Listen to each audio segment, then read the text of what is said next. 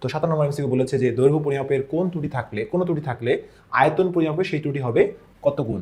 তাহলে দৈর্ঘ্য যদি হয় 1 গুণ, আয়তন হবে 3 গুণ। কেন? আমরা জানি দৈর্ঘ্য প্রস্থ উচ্চতা 3 গুণ মিলে আয়তন হয়, তাহলে 3 গুণ হবে, আমরা জানি এটা। আচ্ছা, 7 প্লাস মাইনাস 0.5 বলতে কি বোঝায়, সেটির প্রকৃত কত হবে? 7 থেকে যে 0.5 বিয়োগ করো একবার, তাহলে 6.5 থেকে যোগ করলে 7.5, প্লাস মাইনাস দেওয়া আছে, এই মানটার রেঞ্জ এর মধ্যেই বোঝানো হয়েছে। এরপর দেখো আয়তনে আপেক্ষিক ত্রুটির মান ক্ষেত্রফলে আপেক্ষিক ত্রুটির প্রায় কত গুণ। আয়তনে আপেক্ষিক ত্রুটি যদি 3 গুণ ধরি আমরা, ক্ষেত্রফলে কত গুণ হবে? দৈর্ঘ্য গুণ প্রস্থ, তাহলে 2 গুণ। তাহলে আয়তনে দৈর্ঘ্য প্রস্থ উচ্চতা 3 গুণ, তাহলে 3 ভাগে 2 দিই, তাহলে কত হবে বলতো? 1.5 গুণ। তাহলে 1.5 গুণ হবে। এবার একটি তারের ব্যাসার্ধ পরিমাপে 1% ত্রুটি হলে ক্ষেত্রফলে পরিমাপ ত্রুটি কত? প্রস্থচ্ছেদের ক্ষেত্রফলে, তাহলে 2%। দৈর্ঘ্য গুণ প্রস্থ তোমরা জানো সবাই। আচ্ছা, তো এখন দেখো একটি স্কেলের সাহায্যে সর্বনিম্ন 1 মিলিমিটার মাপা যায়। যদি কোনো বস্তুর দৈর্ঘ্য 1 মিলিমিটার হয়, তবে পরিমাপের শতকরা আপেক্ষিক ত্রুটি কত হবে? তাহলে দেখো যে যদি আপেক্ষিক ত্রুটি বের করতে বলছে, তাহলে ত্রুটি সবসময় জানি ত্রুটি সর্বনিম্ন 1 মিলিমিটার মাপা যায়, তাহলে ত্রুটি মিলিমিটার স্কেল থাকলে 0.5 বলতো 5 হচ্ছে আমার ত্রুটি, ভাগ পরিমাপকৃত মান কত করেছো? 1 মিলিমিটার ইন্টু 100%, তাহলে কত আসবে? 0.5 ভাগ 1 দিলে তো 50%, এটা মানটা 50% আসবে। 0.5 ভাগ 1 তাহলে ইন্টু 100%, 50% আসবে। ওকে, 50% হচ্ছে আমাদের আনসার।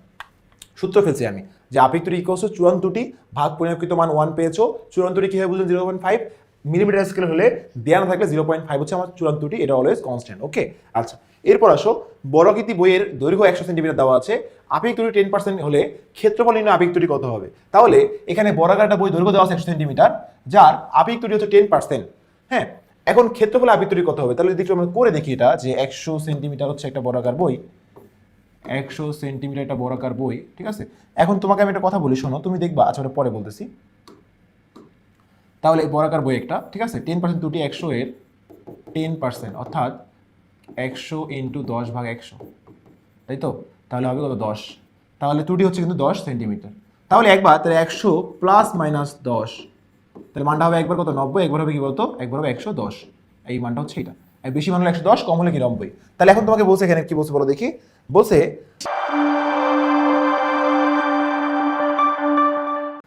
আপেক্ষিক ত্রুটি কত? সবসময় মনে রাখবা যে যে একটু বেশি হয়, দৈর্ঘ্য হইলে যদি 10% হয়, ক্ষেত্রফলে সেটা কি 20% বেশি হবে, 20.5 বা 21%। আয়তনে সেটা কি হবে? 30% বেশি হবে, 31, 32 এরকম 33 হবে। তো এখন খেয়াল করো, আছে এখন 21%, কারণ 20-এর উপরে একটু 21%, তো বের করলে কিন্তু চলে আসবে। দেখো বের করলে চলে আসবে এটা। যদি আমরা করি তাহলে এটা তো ম্যাথের মতো হয়ে যাচ্ছে, সৃজনশীলের মতো দিয়ে দিচ্ছে একটা এটা। তো এখানে আমরা দেখবো যে 90 এবং 110, তাহলে এখানে হচ্ছে মনে রাখবা, তাহলে হচ্ছে একবার পরিমাপকৃত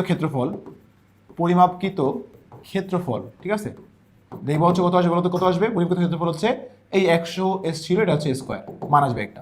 এবার ত্রুটি কম হলে, ত্রুটি বেশি হলে, তো এটা সৃজনশীলের মতো হয়ে যাচ্ছে। তো এটা আমরা দরকার নেই সৃজনশীল এত বড় করার। তো মনে রাখবা তোমরা যে ক্ষেত্রফলে কি বলতো, যে ওই দৈর্ঘ্য পার্সেন্টের কি বলতো দ্বিগুণে একটু বেশি হবে। তাহলে 10 দুগুণ কি 20, তাহলে 21% হচ্ছে আমরা ধরে নিব 21। আর আয়তন হইতে কি বলতো 31%, 3 গুণ, তাহলে 31 বা 31-এর পাশাপাশি থাকলে ওটা আমরা ধরে নিতাম। ওকে, তাহলে আমি এটা করতে হবে না, তাহলে অনেক বড় ম্যাথের তোমার। চূড়ান্ত ত্রুটি সমান হলে কোন বইয়ের দৈর্ঘ্য আপেক্ষিক ত্রুটি বেশি হবে, যার দৈর্ঘ্য কি হবে? যদি চূড়ান্ত ত্রুটি সমান, সূত্র ফেলো, আমাদের বলছে আপেক্ষিক ত্রুটি ইকুয়ালস টু চূড়ান্ত ত্রুটি ভাগ পরিমাপকৃত মান। তো দেখো চূড়ান্ত ত্রুটি কিন্তু সমান, বলছে কনস্ট্যান্ট, তাহলে পরিমাপকৃত মানের সঙ্গে আপেক্ষিক ত্রুটির সম্পর্ক ব্যস্তানুপাতিক। তাহলে বলছে কার ত্রুটি বেশি হবে, আপেক্ষিক ত্রুটি কার বেশি হবে? ব্যস্তানুপাতিক হলে কি হবে? যার দৈর্ঘ্য কম হবে। ব্যস্তানুপাতিক উল্টা সম্পর্ক, তাহলে আপেক্ষিক ত্রুটি বেশি কখন হবে? যার দৈর্ঘ্য সবচেয়ে কম হবে। তাহলে কম দৈর্ঘ্য কার? এখানে 10 সেন্টিমিটার। আপেক্ষিক ত্রুটি যদি বলা হয় 5% পরিমাপ করে 120 একক হলে চূড়ান্ত ত্রুটি কত হবে? তাহলে 120 একক যদি মান পাওয়া যায়, এর 5% ত্রুটি, তাহলে কত? 120 5% করো, 120 ইন্টু 5 ভাগ 100 দাও, কত আসে দেখো? 6। তাহলে 6 হচ্ছে আমাদের ত্রুটি।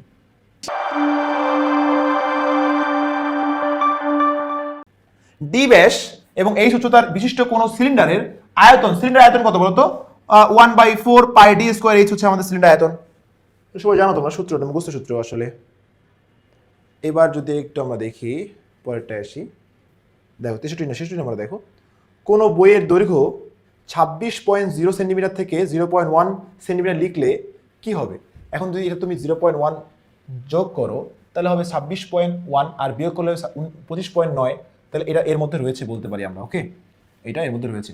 0.1 হলো পরিমাপের অনিশ্চয়তা, ত্রুটি মানেই হচ্ছে অনিশ্চয়তা, ঠিক আছে, তাহলে এটাও ঠিক আছে।